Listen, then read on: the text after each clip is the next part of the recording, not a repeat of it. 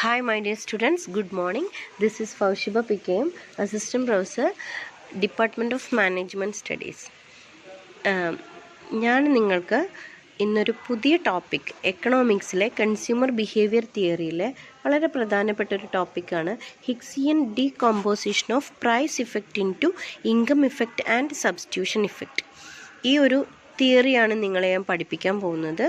എന്താണ് ഹിഗ്സിയൻ decomposition? Decomposition എന്ന് വെച്ചാൽ സെപ്പറേറ്റ് ചെയ്യുക എന്നുള്ളതാണ്. ഒരു പ്രൈസ് ഇഫക്റ്റിനെ ഇൻകം ഇഫക്റ്റായിട്ടും സബ്സ്റ്റിറ്റ്യൂഷൻ ഇഫക്റ്റായിട്ടും സെപ്പറേറ്റ് ചെയ്യുന്ന ഒരു തിയറിയാണ് ഹിഗ്സിയൻ ആൻഡ് അലൻ്റെ ഒരു തിയറിയാണ്. അപ്പോൾ ആ തിയറി പഠിക്കുന്നതിന് മുന്നേ നമ്മൾ നിർബന്ധമായും അറിഞ്ഞിരിക്കേണ്ട കുറച്ച് സംഭവങ്ങളാണ്. അതായത് ഈ കോൺസെപ്റ്റ്സ് ഒക്കെ നിങ്ങൾക്ക് ക്ലിയർ ആണെങ്കിൽ ഞാൻ ഹിഗ്സിയൻ ഡീകമ്പോസിഷൻ പറയുമ്പോൾ നിങ്ങൾക്ക് ആ ഒരു പ്രൈസ് ഇഫക്റ്റിൻ്റെ ഡീകമ്പോസിഷൻ പറയുമ്പോൾ നിങ്ങൾക്ക് കാര്യങ്ങൾ മനസ്സിലാവുള്ളൂ. ഇതൊക്കെ ഓൾറെഡി നിങ്ങൾക്ക് ടീച്ചർ പഠിപ്പിച്ചിട്ടുണ്ടാവും. എങ്കിലും ഞാൻ അതിനൊന്ന് കൺസോളിഡേറ്റ് ചെയ്യാണ്. വളരെ സിമ്പിളായിട്ടേ പറയുന്നുള്ളൂ. ആദ്യം budget line, indifference curve, budget line റൊട്ടേഷനും ഷിഫ്റ്റ് ഇൻ ബഡ്ജറ്റ് ലൈനും ഇതൊക്കെ നിങ്ങൾ പഠിച്ചതായിരിക്കും. ദെൻ അടുത്ത 3 ഇഫക്റ്റാണ് price effect, income effect, substitution effect. Then of course equilibrium വളരെ ഇമ്പോർട്ടൻ്റ് ആയ ഒരു പോയിൻ്റാണ്, മാക്സിമം സാറ്റിസ്ഫാക്ഷൻ തരുന്നൊരു പോയിൻ്റ്. അപ്പോൾ ഇത്രയും കാര്യങ്ങൾ നമുക്ക് എന്തായാലും അറിഞ്ഞിരിക്കണം. ഇനി നമുക്ക് ഓരോന്നും എന്താണെന്ന് നോക്കാം. ഓക്കെ, അതിലാദ്യം നമുക്ക് ബഡ്ജറ്റ് ലൈൻ എന്താണെന്ന് നോക്കാം. എന്താണ് budget line? Budget line is a straight line which represents the amount of money that an individual consumer is willing to spend to buy a particular products. Okay, in economics, especially in consumer behavior theory, we assume that there are two products to get a particular level of satisfaction. അല്ലെ, consumer behaviour തിയറിയിലെ മുഴുവനായിട്ടും economics തന്നെ full of അസംഷൻ്റെ ബേസിസിലാണ്. അതിൽ തന്നെ consumer behaviour theory പറയുമ്പോൾ ഒരു കൺസ്യൂമറിൻ്റെ സാറ്റിസ്ഫാക്ഷനിലേക്ക് എത്താൻ 2 പ്രോഡക്റ്റിനെയാണ് എപ്പോഴും നമ്മളോട് പറയുന്നത്. ഓക്കെ, അതിൽ നിങ്ങൾ ഏറ്റവും കൂടുതൽ ആപ്പിളും ഓറഞ്ചും എന്നായിരിക്കും കേട്ടിട്ടുണ്ടാവുക. നിങ്ങൾക്ക് എന്ത് പ്രൊഡക്റ്റ് വേണമെങ്കിലും ചേർക്കാം. ഓക്കെ, അപ്പോൾ ഈ ബഡ്ജറ്റ് ലൈൻ എന്ന് വെച്ചാൽ ആ 2 പ്രോഡക്റ്റ് വാങ്ങി ഒരു പർട്ടിക്കുലർ സാറ്റിസ്ഫാക്ഷനിലേക്ക് എത്താൻ വേണ്ടി ഒരു കൺസ്യൂമർ എത്ര എമൗണ്ട് സ്പെൻഡ് ചെയ്യാൻ ആഗ്രഹിക്കുന്നു അതിനെ കാണിക്കുന്ന സ്ട്രൈറ്റ് ലൈനാണ് ഈ ബഡ്ജറ്റ് ലൈൻ, പ്രൈസ് ലൈൻ എന്നൊക്കെ പറയുന്നത്. അപ്പോൾ ഇവിടെ നോക്കി നോക്കൂ, ഇവിടെ ഒരു മാപ്പാണ്. 3 ബഡ്ജറ്റ് ലൈൻ ഇവിടെ കാണിച്ചിട്ടുണ്ട്. എക്സാമ്പിളാണ് ABCDEF. ഈ 3 ബഡ്ജറ്റ് ലൈനും 3 ഡിഫറെൻറ്റ് ബഡ്ജറ്റിനെ കാണിക്കുന്നത്. AB 100 റുപ്പീസാണ്. അപ്പോൾ ഇവിടെ 2 പ്രൊഡക്റ്റാണ്, ആപ്പിളും ഓറഞ്ച് ആണെങ്കിൽ 100 റുപ്പീസാണ് സ്പെൻഡ് ചെയ്യാൻ റെഡി ആയിട്ടുള്ളത്. പിന്നെ 200, 300. ഇവിടെ അറിഞ്ഞിരിക്കേണ്ട ഒരു ബഡ്ജറ്റ് ലൈൻ മുകളിലോട്ട് പോകും തോറും അവിടെ എന്താണ് ഉണ്ടാവുന്നത്? ബഡ്ജറ്റ് ലൈൻ മുകളിലോട്ട് പോകും തോറും കൂടുതൽ എമൗണ്ട് സ്പെൻഡ് ചെയ്യാൻ റെഡി ആവുക. അതായത് ഇൻകം ഇഫക്റ്റിനെയാണ് ഇവിടെ കാണിക്കുന്നത്. മുകളിലോട്ട് പോകുന്ന ഇൻകം കൂടിയ ആൾക്കാർ കൂടുതൽ ഇൻകം സ്പെൻഡ് ചെയ്യും, ഇൻകം കുറഞ്ഞ ആൾക്കാർ കുറവ് ഇൻകം സ്പെൻഡ് ചെയ്യും. ഓക്കെ, അവിടെ റെഡിനെസ് ആണ്. ചിലപ്പോൾ ഇൻകം ഉണ്ടായാലും പിശുക്കന്മാർ ചിലപ്പോൾ ചിലവാക്കിയെന്ന് വരില്ല. എനിവേ, അപ്പം മുകളിലോട്ട് പോകുന്ന ലൈനുകൾ കാണിക്കുന്നത് കൂടുതൽ ഇൻകം ചിലവാക്കാനുള്ള റെഡിനെസ് ആണ്. അപ്പോൾ ഇൻകം ഉണ്ടായിട്ട് ചിലവാക്കുന്നതിന്, ഇൻകം കയ്യിലുണ്ടായിട്ട് ചിലവാക്കുന്നതിന് ആണ് എന്തെന്ന് പറഞ്ഞത് റിയൽ ഇൻകം, മണി ഇൻകം എന്ന് പറയാം. എന്താണ് മണി ഇൻകം? മണി ഇൻകം ഉണ്ട്, റിയൽ ഇൻകം ഉണ്ട് കേട്ടോ. ഞാൻ 2 കോൺസെപ്റ്റുകൾ ഇതിൽ ആ ടേം എഴുതാൻ വിട്ടുപോയതാണ്. 2 ഇൻകം ഉണ്ട്, ഒന്ന് മണി ഇൻകം ഉണ്ട്, ഒന്ന് എന്താണ് റിയൽ ഇൻകം ഉണ്ട്. റിയൽ ഇൻകം എന്ന് വെച്ചാൽ എനിക്ക് ഒറിജിനൽ എൻ്റെ കയ്യിൽ ക്യാഷ് ഉണ്ടായിട്ട് ഞാൻ ചിലവാക്കണതിനെ നമ്മൾക്ക് എന്തെന്ന് പറയാം? Real income. ഇനി അത് ഇൻകം ഇഫക്റ്റ് ആണ്. ഇൻകം കൂടുമ്പോൾ നമ്മുടെ കയ്യിൽ കൂടുതൽ ക്യാഷ് ഉണ്ടാവുന്നു, അതാണ് മണി ഇൻകം. എന്നാൽ ഇൻകത്തിന് വ്യത്യാസമില്ലാതെ ഞാൻ വാങ്ങുന്ന പ്രൊഡക്റ്റിൽ ഏതിൻ്റെങ്കിലും ഒന്നിൻ്റെ വില കുറഞ്ഞ് അത് കൂടുതൽ അളവിൽ വാങ്ങാൻ കഴിയുന്നതിനാണ് നമ്മളുടെ പർച്ചേസിങ് കപ്പാസിറ്റി കൂടുക, റിയൽ ഇൻകം കൂടുക എന്ന് പറയാം.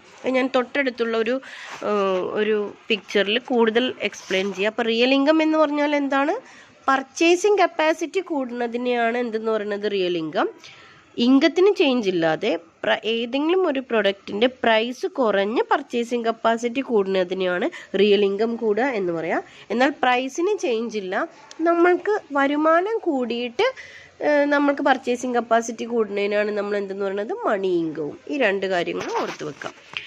നെക്സ്റ്റ് നമുക്ക് പറയാനുള്ളത് എന്താണ്? ബഡ്ജറ്റ് ലൈൻ റൊട്ടേഷൻ എന്നാണ്. ഇപ്പം ഞാനിപ്പോൾ പറഞ്ഞു വന്ന റിയൽ ഇൻകം, പ്രൈസ് ഇഫക്റ്റ്. അപ്പം ഞാനൊരു വീണ്ടും 2 പോയിന്റും കൂടി നിങ്ങളെ, ഇതൊക്കെ പറയുന്ന പോയിന്റ്സ് നിങ്ങൾ നോട്ടിൽ എഴുതി വെക്കുകയാണെങ്കിൽ നിങ്ങൾക്ക് എല്ലാ കാര്യങ്ങൾക്കും യൂസ്ഫുൾ ആണ്. പ്രൈസ് ഇഫക്റ്റ് കൊണ്ടാണ് എന്തുണ്ടാവുന്നത്? റിയൽ ഇൻകം ഇഫക്റ്റ് ഉണ്ടാവുന്നത്.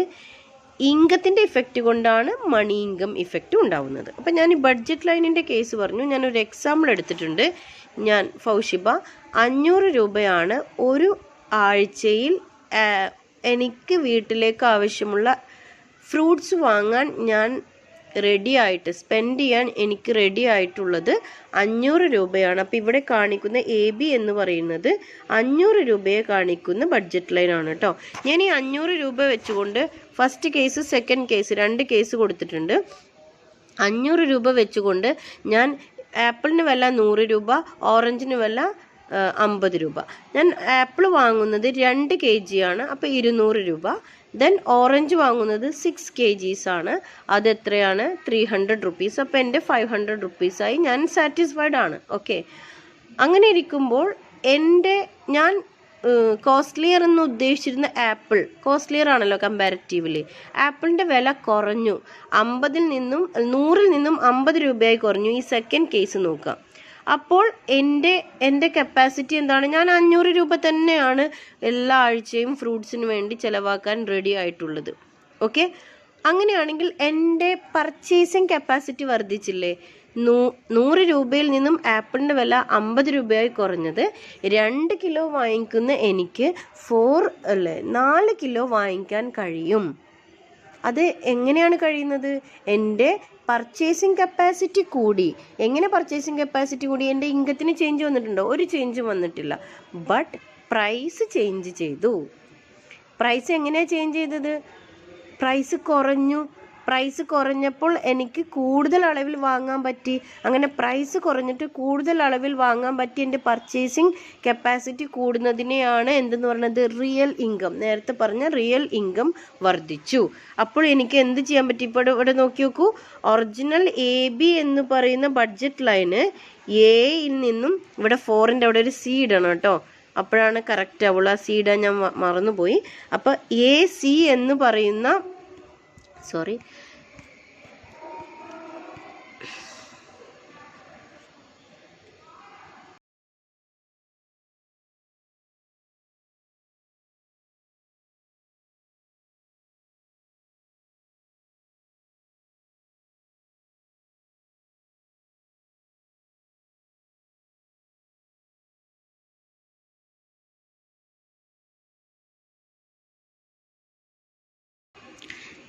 AC എന്ന് പറയുന്ന ലെവലിലേക്ക് വർദ്ധിച്ചു.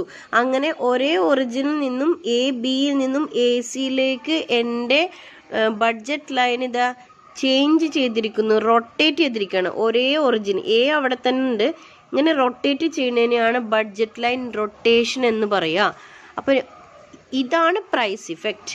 ഓക്കെ, പ്രൈസ് ഇഫക്റ്റ് ഇവിടെ പറഞ്ഞു. പ്രൈസ് ഇഫക്റ്റ് അപ്പോൾ എന്തുകൊണ്ടാണ് ഉണ്ടാവുന്നത്? പ്രൈസ് ഇഫക്റ്റ് ഉണ്ടാവുന്നത് ഏതെങ്കിലും ഒരു പ്രോഡക്റ്റിൻ്റെ പ്രൈസ് കുറഞ്ഞാൽ ഇത് റൈറ്റ് വാർഡ് ഷിഫ്റ്റ് ഉണ്ടാവും, റൈറ്റ് വാർഡ് റൊട്ടേഷൻ ഉണ്ടാവും. ഇനി പ്രൈസ് കൂടിയാലോ? ആപ്പിളിൻ്റെ വില പെട്ടെന്ന് കൂടി, 100ൽ നിന്നും 200 അപ്പോൾ എനിക്ക് 2 kg വാങ്ങുന്നത് എനിക്ക് 1 kg വാങ്ങാൻ പറ്റുള്ളൂ. കാരണം എന്താ? എൻ്റെ ഇൻകത്തിന് മാറ്റമില്ല, പ്രൈസിനാണ് ചേഞ്ച് വന്നത്. ഇങ്ങനെ പ്രൈസ് ഇഫക്റ്റ് കൊണ്ട് അപ്പോൾ എൻ്റെ ഞാനിവിടെ 2ൽ നിന്നും 4ലേക്ക് റൊട്ടേറ്റ് ചെയ്തിട്ടില്ലേ, അത് വീണ്ടും ചിലപ്പോൾ 2ൽ നിന്നും 1ലേക്ക് ഈ ലെഫ്റ്റ് വാർഡ് റൊട്ടേഷൻ ഉണ്ടാവും. അപ്പോൾ പ്രൈസ് കുറഞ്ഞു കഴിഞ്ഞാൽ റൈറ്റ് വാർഡ് റൊട്ടേഷനും പ്രൈസ് കൂടിക്കഴിഞ്ഞാൽ ലെഫ്റ്റ് വാർഡ് റൊട്ടേഷനുമാണ് ഉണ്ടാവുക ആപ്പിളിൻ്റെ. ഓക്കെ, ഈ ഒരു എക്സ് ആക്സിസിൻ്റെ കേസാണ് പറഞ്ഞത്.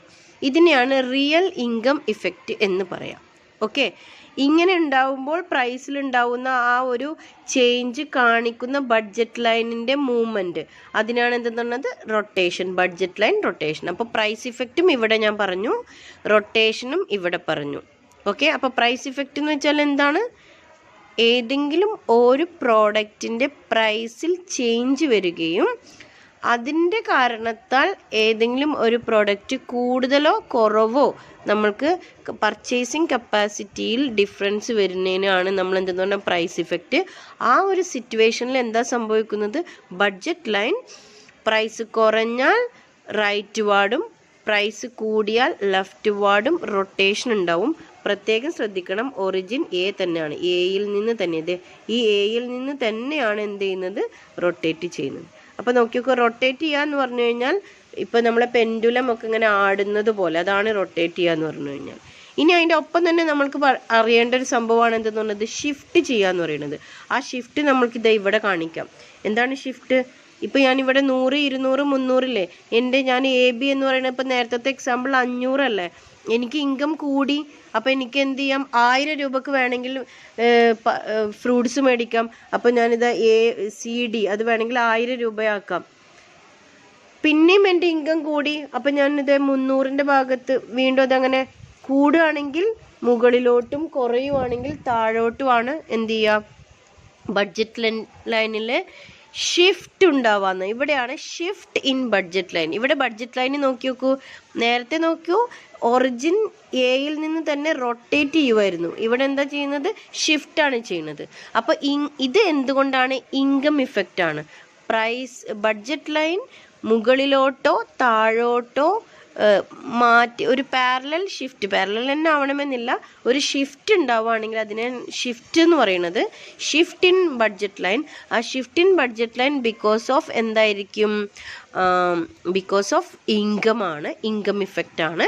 റൊട്ടേഷൻ ബിക്കോസ് ഓഫ് പ്രൈസ് ഇഫക്റ്റും ആണ്. അപ്പോൾ ബഡ്ജറ്റ് ലൈൻ എന്താണെന്ന് പറഞ്ഞു, റൊട്ടേഷൻ ഓഫ് ബഡ്ജറ്റ് ലൈൻ എന്താണെന്ന് പറഞ്ഞു, റിയൽ ഇൻകം എന്താണെന്ന് പറഞ്ഞു, മണി ഇൻകം എന്നാണ്. ഇവിടെ ഉണ്ടാവുന്നത് എന്താണ്? മണി ഇൻകം കൊണ്ടാണ് ഇൻകം ഇഫക്റ്റ് ഉണ്ടാവുന്നത് അല്ലേ? എൻ്റെ വരുമാനം കൂടി, അപ്പോൾ എനിക്ക് കൂടുതൽ സ്പെൻഡ് ചെയ്യാൻ കഴിവുണ്ടായി, വിലയിലൊന്നും ഒരു മാറ്റവും ഇല്ല. ഓക്കെ, അപ്പോൾ മണി ഇൻകം കൊണ്ടാണ് ഇൻകം ഇഫക്റ്റ് ഉണ്ടാവുന്നത്, അപ്പോഴാണ് ഷിഫ്റ്റ് ഉണ്ടാവുന്നത്. അതേപോലെ തന്നെ പ്രൈസിലെ ചേഞ്ച് കൊണ്ടാണ് റിയൽ ഇൻകം ഇഫക്റ്റ് ഉണ്ടാവുന്നത്, അപ്പോഴാണ് റൊട്ടേഷൻ ഉണ്ടാവുന്നത്. ഓക്കെ, 2 തവണ ഒക്കെ കേൾക്കുക, അപ്പോൾ നിങ്ങൾക്ക് കൂടുതൽ മനസ്സിലാവും. അപ്പോൾ അതിൻ്റെ എക്സാമ്പിൾ കാണിച്ചാണ്. അടുത്തതാണ് എനിക്ക് പറയാനുള്ളത് എന്തെന്ന് പറയുന്നത്, IC ഇൻഡിഫറൻസ് കർവ് എന്താണ്, ഇക്വിലിബ്രിയം എന്താണ്. എന്താണ് ഇൻഡിഫറൻസ് കർവ്? ഇത് ഒരു കർവ് ആണ് which represents the satisfaction level of consumer. ഒരു കൺസ്യൂമറിൻ്റെ സാറ്റിസ്ഫാക്ഷൻ ലെവലാണ് ഫ്രം ദ 2 പ്രോഡക്ട്സ്. ഇപ്പോൾ നമ്മൾ പറഞ്ഞ ആപ്പിൾ ഓറഞ്ച് ആവട്ടെ, 2 പ്രോഡക്റ്റിൽ നിന്നും ഒരു കൺസ്യൂമറിന് കിട്ടുന്ന സാറ്റിസ്ഫാക്ഷനെ കാണിക്കുന്ന ഒരു കർവാണ് എന്തെന്ന് പറയുന്നത്? Indifference curve.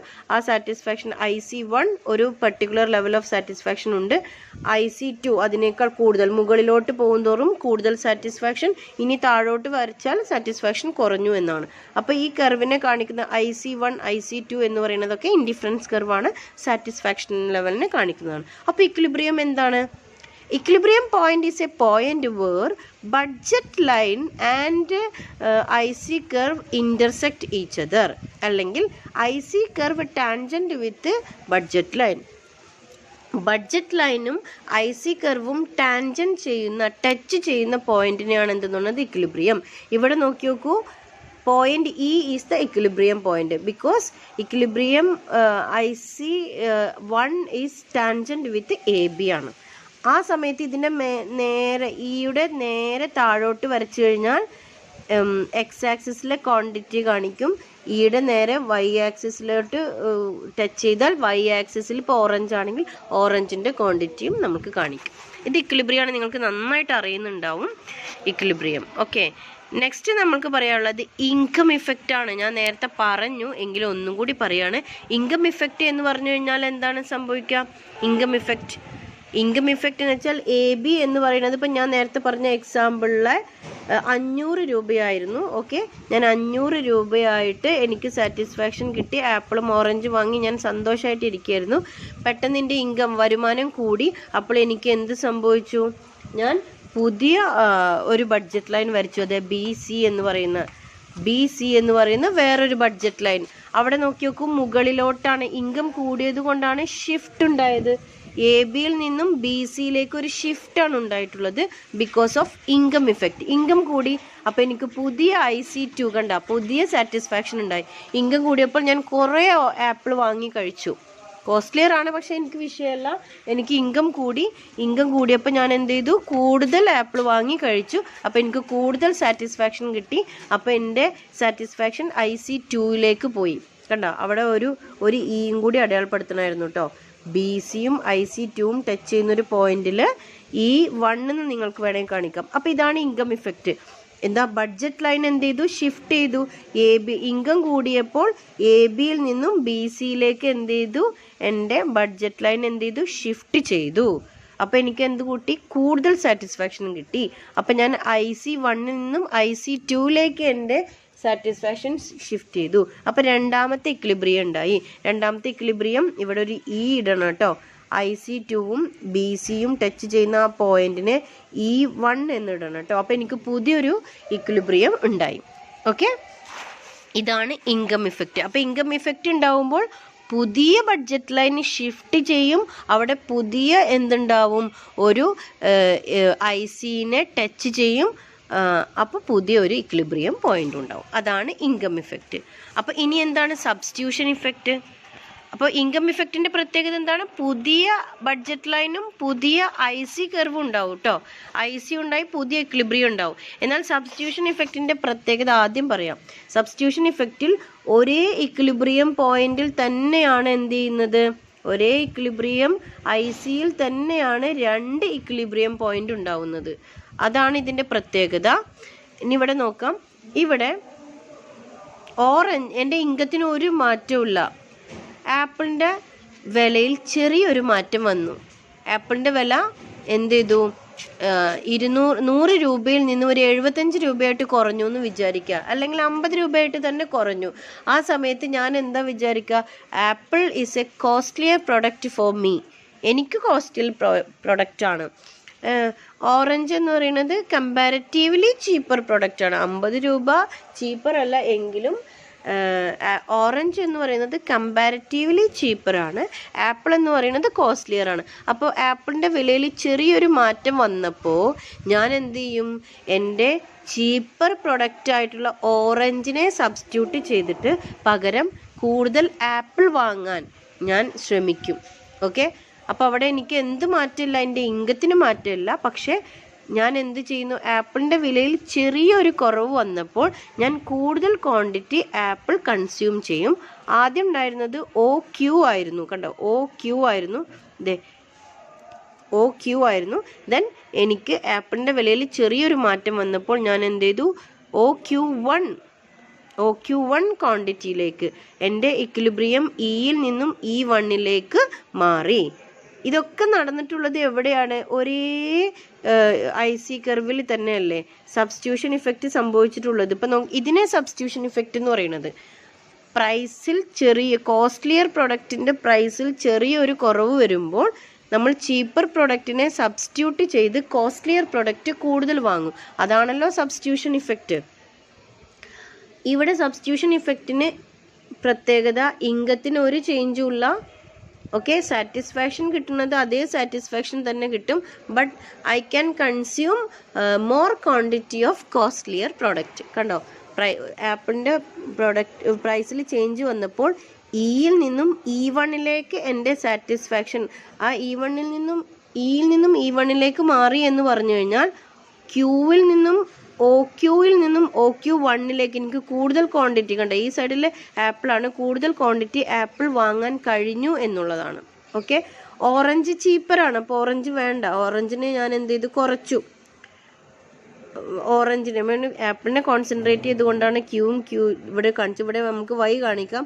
ആദ്യം ഉണ്ടായിരുന്ന ഓറഞ്ച് ബ്ലൂവിലുള്ളത് OY ഓറഞ്ച് ആയിരുന്നു വാങ്ങിയിരുന്നത്. അത് കോസ്റ്റ്ലിയർ പ്രൊഡക്റ്റായ ആപ്പിളിൻ്റെ വില കുറഞ്ഞപ്പോൾ ഞാൻ ഓറഞ്ചിൻ്റെ കൺസംഷൻ കുറച്ചു.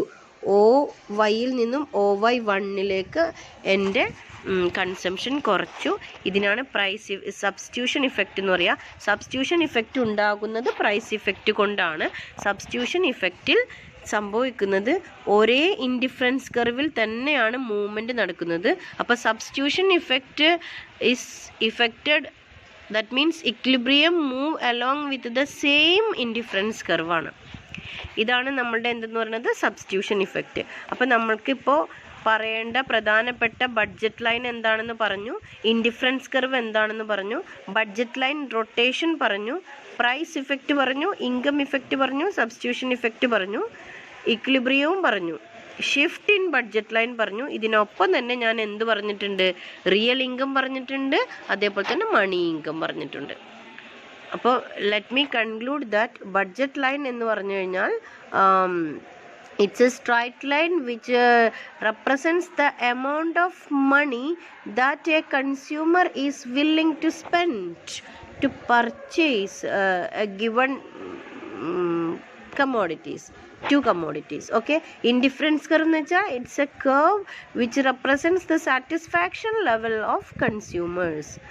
Okay, budget line rotation എന്ന് പറയുന്നത് because of the price effect the real income of the consumer increases, then the budget line rotate from one point to another. If the price of commodity decreases, real income increases, budget line rotate from original to rightward ആണ്. Then if the real income decreases because of price increase ചെയ്യുമ്പോൾ real income decrease ചെയ്യും. അപ്പോൾ budget line എന്ത് ചെയ്യുന്നു, leftward rotation ഉണ്ടാവും. Then price effect ആകുമ്പോൾ real income effect. ഇവിടെ പ്രൈസിന് ഒരു ചേഞ്ചുമില്ല, ഇൻകം കൂടിക്കഴിഞ്ഞാൽ ബഡ്ജറ്റ് ലൈൻ എന്ത് ചെയ്യുന്നു, ഷിഫ്റ്റ് ചെയ്യുന്നു. പ്രൈസ് കൂടിയാൽ അപ്വാർഡ് ഷിഫ്റ്റും ഇൻകം കൂടിയാൽ അപ്വാർഡ് ഷിഫ്റ്റും ഇൻകം കുറഞ്ഞാൽ ഡൗൺവേർഡ് ഷിഫ്റ്റുമാണ് ഉണ്ടാവുന്നത്. Okay, substitution effect because of price effect ആണ്. അതാണ് നമ്മളിവിടെ എന്താ പറയുക പ്രൂവ് ചെയ്യാൻ പോകുന്നത് കേട്ടോ. ദെൻ ഇക്വിലിബ്രിയം എന്ന് വെച്ചാൽ ഈ point where budget line intersect with IC curve. ഇത്രയും കാര്യങ്ങളാണ് ഇന്ന് ഞാൻ പറയാൻ ഉദ്ദേശിച്ചത്. ഇത്രയും കാര്യം നിങ്ങൾ നന്നായിട്ട് മനസ്സിലാക്കി 2 പ്രാവശ്യമെങ്കിലും കേട്ട് നാളെ നിങ്ങൾക്ക് Hicksian decomposition, price effect with income effect and substitution effect പറഞ്ഞു കഴിഞ്ഞാൽ കുറച്ചും കൂടി നന്നായി മനസ്സിലാവും. ഓക്കെ, മനസ്സിലായി എന്ന് വിചാരിക്കുന്നു. എന്ത് ഡൗട്ട് ഉണ്ടെങ്കിലും ചോദിക്കുക, no problem. Okay, thank U.